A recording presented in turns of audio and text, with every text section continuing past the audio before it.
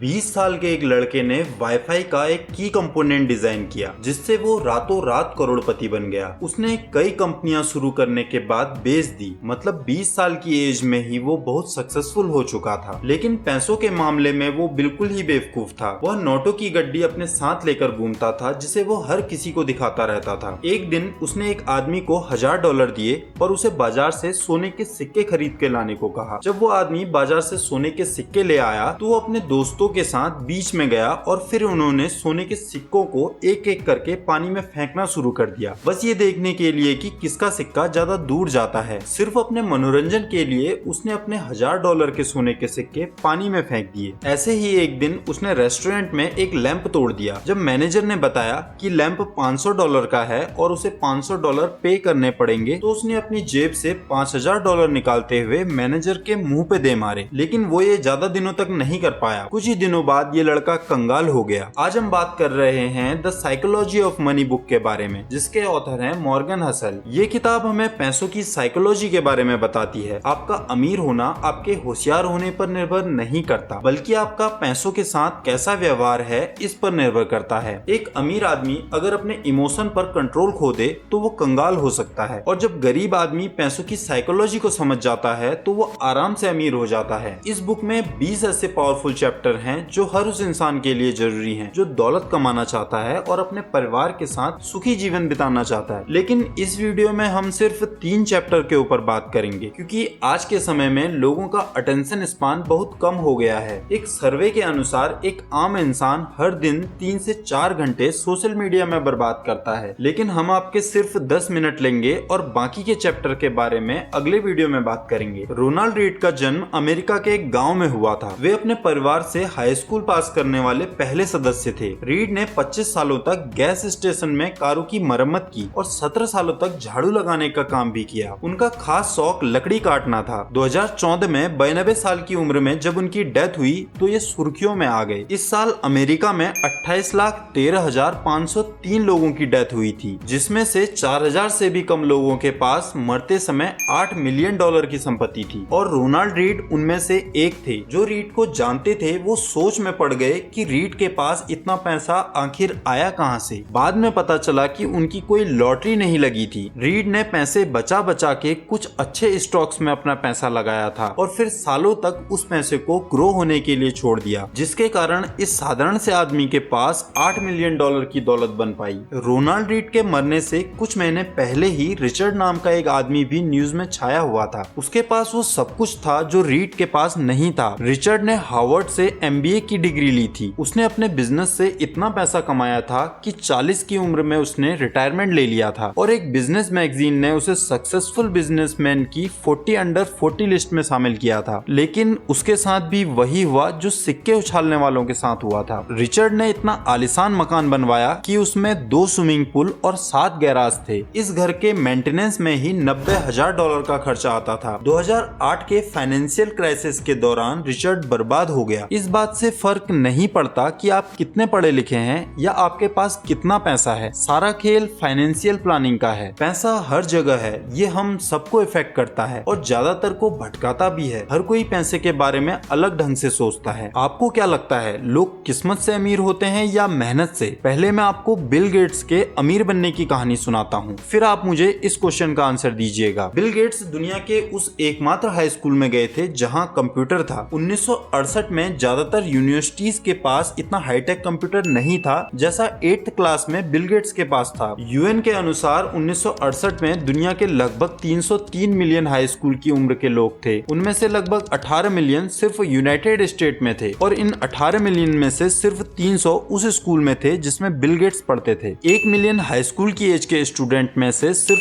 एक के पास कंप्यूटर था, और बिल गेट्स उस एक में से थे। गेट्स ने अपने एक इंटरव्यू में इस बात को माना है कि अगर वो उस स्कूल में नहीं होते तो आज माइक्रोसॉफ्ट नहीं होता। अब मैं आपको बिल गेट्स के दोस्त केंट एवांस के बारे में बताता हूँ। बिल गेट्स और पॉल एलन बचपन के दोस्त थे जिन्होंने आगे चलकर माइक्रोसॉफ्ट की शुरुआत की। लेकिन इनका एक तीसरा दोस्त भी था जो इन्हीं के साथ उसी स्कूल में पढ़ता था। उसका नाम केंट एवांस था। बिल गेट्स बताते हैं कि केंट एवांस क्लास का सबसे होशियार स्टूडेंट था। वो भी कंप्यूटर में उतना ही तेज था जितना बिल गेट्स। बिल और केंट बचपन से ही जानते थे कि वो जो भी करेंगे साथ ही करेंगे, लेकिन ऐसा कभी नहीं हो पाया। हाई स्कूल पास करने से पहले ही माउंटेन क्लाइंबिंग के दौरान उसकी मौत हो गई। हर साल यूएस में माउंटेन क्लाइंबिंग के दौरान लगभग 3 दर्जन लोगों की मौत होती है और हाई स्कूल में पहाड़ से गिरकर मरने वालों की पॉसिबिलिटीज 1 मिलियन में से 1 है। बिल गेट्स लक के मामले में 1 मिलियन में से 1 रहा और केंट बैड लक के मामले में। इस दुनिया में किसी को भी 100% एफर्ट लगाने से 100% रिजल्ट नहीं मिलता। 1000 बिल गेट्स के साथ एक केंट एवांस भी होता है। क्या ये किस्मत है? मशहूर अर्थशास्त्री भास्कर मजूमदार ने अपने प्रयोगों से दिखाया है कि हाइट और वेट से ज्यादा भाइयों के बीच उनकी इनकम कोरिलेट करती है। अगर आप अमीर और लंबे हैं तो आपके भाई की अमीर होने की संभावना उसके लंबे होने की संभावना से ज्यादा है, क्योंकि दो भाइयों को एक समान सामाजिक माहौल, आर्थिक स्थिति और एजुकेशन मिलती है। लेकिन अगर मैं आपसे 2 अमीर भाइयों को ढूंढने को कहूँ तो शायद आपको नहीं मिलेंगे। जब आप फेल होते हैं तो आप किस्मत को दोष देते हैं और जब दूसरा फेल होता है तो उसके खराब डिसीजन को रिस्पॉन्सिबल ठहराया जाता है। 2006 में याहू ने फेसबुक को खरीदने के लिए मार्क जुकरबर्ग को $1 बिलियन का ऑफर दिया, लेकिन जुकरबर्ग ने मना कर दिया। अगर 2006 में मार्क जुकरबर्ग ने फेसबुक को बेच दिया होता तो वो आज इतने सक्सेसफुल नहीं हो पाते। आप सोचेंगे कि मार्क जुकरबर्ग टैलेंटेड हैं, जो उन्हें फेसबुक का फ्यूचर पहले से पता था। लेकिन क्या आपको पता है माइक्रोसॉफ्ट ने याहू को खरीदने के लिए ऑफर दिया था और जुकरबर्ग की तरह याहू ने उसे ठुकरा दिया। आज याहू घाटे में है। अब आप कहेंगे कि याहू वाले बेवकूफ हैं, उन्हें समय रहते ही पैसे ले लेने चाहिए थे। सफलता हमेशा मेहनत के कारण नहीं मिलती और गरीबी हमेशा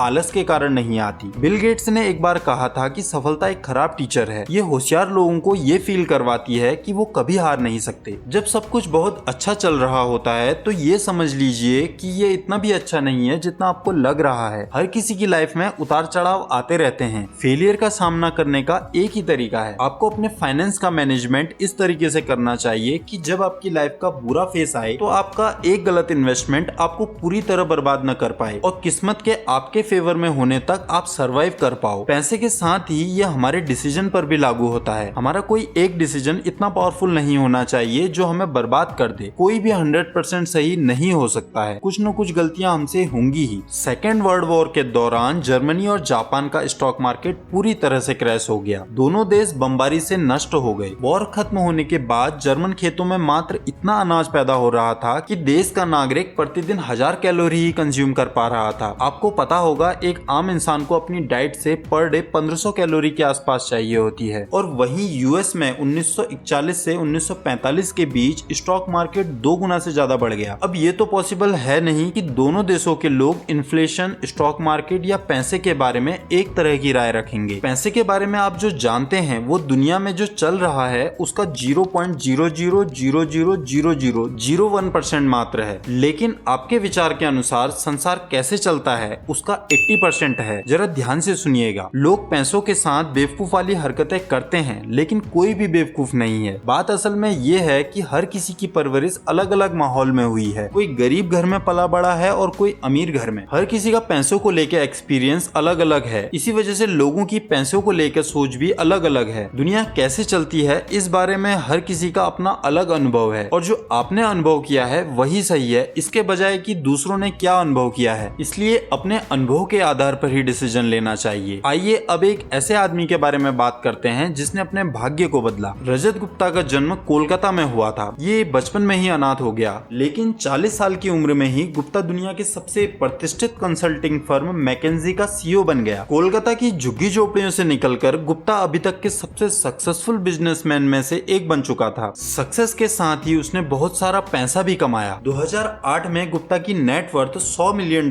थी। इतने पैसे से वो लाइफ में जो चाहे वो कर सकता था, लेकिन अब उसका सपना बिलियनर बनने का था। गुप्ता गोल्डमैन सॉक्स के बोर्ड ऑफ डायरेक्टर में से एक था। 2008 में जब गोल्डमैन सॉक्स को फाइनेंशियल क्राइसिस की मार झेलनी पड़ी तो वॉरेन बफेट ने इस बैंक को बचाने के लिए $5 बिलियन इन्वेस्ट करने का डिसीजन लिया। बोर्ड का मेंबर होने के कारण गुप्ता को ये बात आम जनता से पहले पता चल गई। वॉरेन बफेट के इन्वेस्टमेंट की वजह से गोल्डमैन सॉक्स के शेयर में उछाल आने वाला था। जानकारी मिलने के 16 सेकंड बाद ही गुप्ता ने राजरत्नम को कॉल लगाया और कॉल कट होते ही राजरत्नम ने गोल्डमैन सॉक्स के 1,75,000 शेयर खरीद लिए, जिसके कारण राजरत्नम ने कुछ ही मिनटों में $1 मिलियन कमा लिए। आपकी जानकारी के लिए बता दूं, इसे शेयर मार्केट में इनसाइडर ट्रेडिंग कहते हैं और इनसाइडर ट्रेडिंग करना इलीगल है। इनसाइडर ट्रेडिंग की वजह से गुप्ता ने $17 मिलियन कमा लिए, लेकिन इसकी वजह से गुप्ता और और राजरत्नम को जेल जाना पड़ा, जिस कारण उनका कैरियर और इज्जत दोनों मिट्टी में मिल गए। जिसके पास अरबों खरबों डॉलर हों, वो और ज्यादा पैसा कमाने के लिए क्यों ऐसे इल्लीगल रास्ते अपनाते हैं, जिसके कारण उनका सब दांव पर लग जाए। एक बार एक चोर ने न्यूयॉर्क टाइम को बताया कि उसको दूसरों को चोट पहुंचाने में दर्द होता है, लेकिन गरीबी आपको दर्द महसूस नहीं होने देती। जो गुप्ता ने किया वो अलग था। उसके पास पहले से सब कुछ था, इज्जत, पैसा, पावर, और उसने इन सब को जाने दिया क्योंकि उसे और ज्यादा चाहिए था। उसे ये नहीं पता था कि कहाँ रुकना है। आपको इनफ का पता होना चाहिए। हमें से शायद ही कभी किसी के पास 100 मिलियन डॉलर हों जैसे गुप्ता के पास थे, लेकिन इस वीडियो को देखने वालों में से शायद कुछ % लोग इतना पैसा कमा पाए जिससे वो अपनी हर जायज जरूरत पूरी कर सकें। अगर आप उनमें से एक हैं तो ये बात जरूर याद रखें कि अगर आपको इनफ का पता नहीं है तो और आगे बढ़ने के चक्कर में आप जहां हैं उससे नीचे गिरने में आपको ज्यादा देर नहीं लगेगी। इनफ का पता न होने से आप अपने परिवार और अपनी सेहत के साथ समझौता कर रहे हैं। एक यूट्यूबर के बारे में सोचिए जो 10 लाख रुपए महीना कमा रहा है। आप उसे अमीर मानोगे? अब मान लो वो फ्लाइंग बीस्ट या कैरी मिनाटी या सौरव जोशी के जैसे करोड़ों हर महीने कमाने लग जाए। अब आपको वो नया यूट्यूबर गरीब लगने लगेगा, लेकिन कैरी मिनाटी या कोई बड़ा यूट्यूबर किसी फिल्म स्टार से इंस्पायर होता होगा, और कोई बड़ा फिल्म स्टार शायद वॉरेन बफेट से इंस्पायर होता होगा, और वॉरेन बफेट जैसा कोई शायद जेफ बेजोस से, जिसकी 2008 में नेटवर्थ 25 बिलियन डॉलर बढ़ गई। इतना पैसा जिसका प्रति मिनट भाग किसी बड़े यूट्यूबर के पूरे साल की कमाई से ज्यादा है। दरअसल बात यह है कि सामाजिक तुलना की छत इतनी ऊंची है कि उसे